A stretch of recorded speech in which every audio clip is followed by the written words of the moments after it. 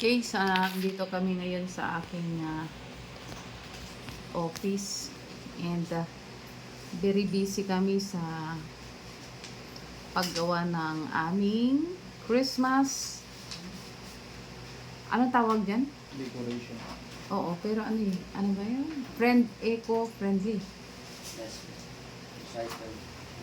Eco-friendly Christmas decoration. Ayan. Mayroon kasing contest. Sana manalo kami. Ganda ninyo Christmas one.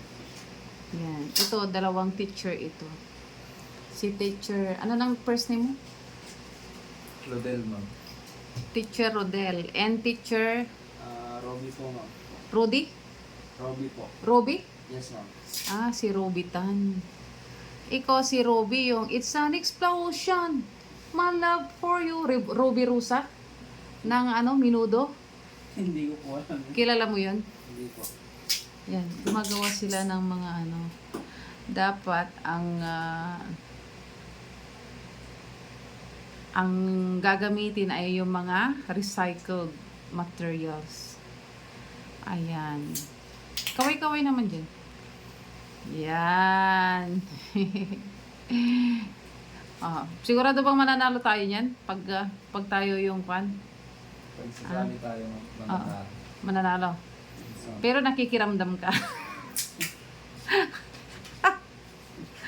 Sabi yun sa Pero ito yun ang dapat ang sabihin mo. Hindi yun. Nakikiramay. Nakikiramdam. Kasi namatay na si Granny.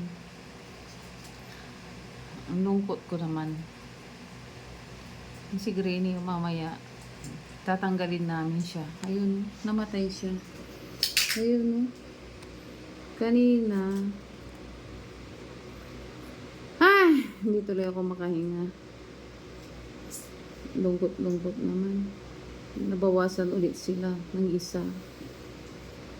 Si Green. Ayan.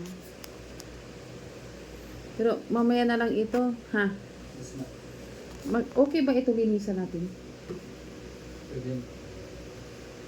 O Or pag mga 6 na. 6 na.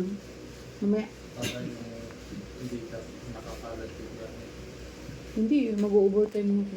Pag medyo last hour na, ma'am, na either last na gagawin natin. Ayun siya, patay na siya. Tapos nakikiramdam daw itong si isang teacher namin dito.